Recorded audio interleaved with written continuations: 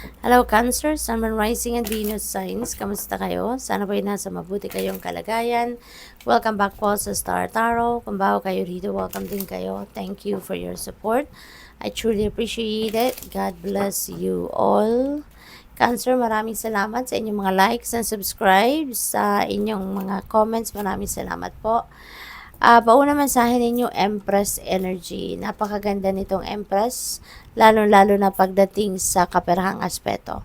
Kasi si Empress, this is about abundance and prosperity. So, mayroong mga financial blessings or financial opportunities na maaaring dumating sa inyo rito, na as in magdadala sa inyo ng prosperity and abundance, no?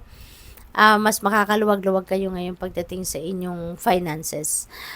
Si Empress din is about fertility. So, pwedeng ang iba sa inyo dito nagbubuntes or baka nagwo-workout na magbuntes. Pwede rin ang iba sa inyo malapit ng mga anak, no? Probably gano'n ang sitwasyon. Or, kung hindi man gano'n ang inyong sitwasyon, this could be your person. Or kung hindi man, baka ito'y kamag-anak ninyo. Baka merong buntis or manganganak na sa inyong mga kamag-anak, mababalitaan ninyo, mga pamangkin ninyo, di ba? Or baka anak nyo, magkakaapo na kayo, yung ganon, no? This is also a creation energy, kaya maaaring magsisimula kayo dito ng bagong pagkakakitaan, bagong source of income, business, mga ganon, ano? Or baka bagong trabaho, bagong career, no? So, maaring ganon ang ganap. With the Five of Wands, this could be confusion, no? Baka may internal conflict na nangyayari sa inyo. Maybe sa dami siguro ng gusto ninyong gawin, no? Nalilito kayo at kung ano yung gagawin ninyo, no? Kung alin yung uunahin ninyo. So, pwedeng ganun yan. Pwede rin na this is related to trabaho or pamilya. Baka merong hindi pagkakaintindihan, no, with other people. Ang iba sa inyo, baka merong diskusyon, maaring merong tagisan ng ano ninyo, ng talino, maaring gano'n, nagka-clash siguro ang mga opinion ng bawat isa rito sa grupong ito. With the Ten of Pentacles naman, this is also about wealth, no? This is about money. Na maaring inaipon nyo na, maaring na-establish nyo na rito yung inyong financial future. Pwede rin na ang iba sa inyo rito, siguro na-establish nyo na, no, yung inyong security and stability for the long term. Kaya kampante na yung mga kapamilya ninyo, masaya ang mga kapamilya ninyo kasi they know na anytime na kailangan ninyo ng pera ay meron kayong mahuhugot, no? Probably ganun ang ganap dyan.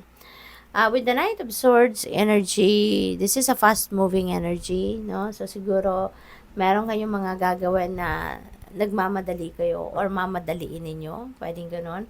Or baka meron kayong mga transactions sa ngayon na kung dati nagkaroon ng delay, bumagal, or nawalan ng progress, no? Sa ngayon, it's going to change, no? At ngayon, magiging ano na, mas magiging mabilis na ang galawan, mas magiging mabilis na ang kaganapan, ano, sa mga bagay-bagay na yan. Kaya, ayun, maganda. Kasi malilift na, no, kung ano man ang mga delay sa mga blockages na yan. That will be lifted already. What else? We have the Diviner. Ayan, divine timing has come. Wow. So, parating na yung divine timing at siguro kung ano man yung hinihintay ninyo, no, maaring yan ay makuha mo na, ma-receive mo na because divine timing is here, you know. Maaari din ang iba sa inyo sa ngayon, panahon din para kayo ay mag-evaluate, no, ng mga nangyari na sa buhay ninyo. Maybe this is a time also of making plans, no? Kaya kailangan pag-isipan, pagmuni-munihan, no? Mag-re-evaluate kayo ng inyong mga sitwasyon. Siguro it's about time na tignan din ninyo ano na yung mga na-met ninyong expectations, ano na yung mga nagawa ninyo in the past, what are the effects of them sa ngayon, sa buhay ninyo, para kung meron, maisip pa ninyo, no, kung ano yung mga kailangan baguhin, anong kailangan mga i-prioritize ninyo na gagawin, yung gano'n, no? We have the Hunter. Ayan, so, Cancer, maaaring merong, ano ang iba sa inyo dito, sigurado kayo ngayon sa gagawin ninyo, no? So this is really beautiful kasi you're very certain of what are the moves na gagawin ninyo. Ano yung mga how you're going to approach this journey, no? Sigurado kayo sa may goal kayo, at sigurado kayo kung papaano ninyo ito i-achieve na goal ninyo. Kaya ngayon parang tama to, no? Divine timing has come. Kasi alam nyo na sigurado na kayo, your path is clear. Parang kung ano man yung gagawin ninyo rito, it will be, smooth sailing. Kumbaga, ang parating, ang pagpunta ninyo doon sa sitwasyon na gusto ninyong marating. And with the Knight of Swords, no? Talagang walang magiging sagabal dito. Kung anong gagawin ninyo, walang sagabal, smooth sailing ang lahat.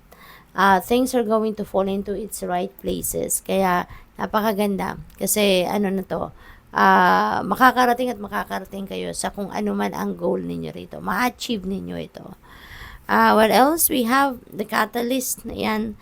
So, you are taking charge. No? Kontrolado ninyo ang lahat. Kontrolado ninyo yung mga bagay-bagay dito. So, talaga, when divine timing comes, things are going to fall into its right places. Wala nang mga sagabal, wala nang makakapigil sa'yo, wala nang makakapigil sa journey ninyo, no? So, napakaganda. So, you're definitely taking control of this situation, no? Para papunta kayo sa goal ninyo. Sigurado, no, na wala nang magiging aberya rito. And there are going to be radical changes then, no, that you are going to do, At ang mga pagbabagong ito yung mga kailangang mangyari, 'di ba?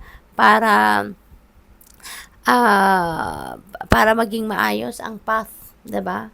No, walang as in magiging super clear. May mga changes dito na kailangang gawin din ng iba sa inyo para na maging maayos na ang lahat, no, sa buhay. So good luck sa iyo. What else? We have the twins. Ayan. So, self-protection. Kailangan ninyong protektahan ang sarili ninyo. Lalo-lalo na sa maganda ngayon, ang mga kaganapan sa buhay ninyo. Maganda ang mga pangyayari. No? Kaya, kailangan din ninyong protektahan ang sarili ninyo from people na mga inggitero-inggitera. Kasi, di ba, kapag nakikita ng ibang tao, pag ang puno, 'di ba, hitik na hitik, hindi maiiwasan merong magbabato talaga. So ganun din sa buhay ninyo.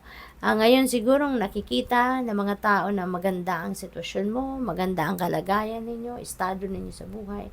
Maraming naiinggit, no? Maraming pwedeng sinisiraan ka out of inggit, 'di ba? Magbe-fake news out of inggit, no? Para i-take down ka. Kaya you need to protect yourself now from those kind of energies.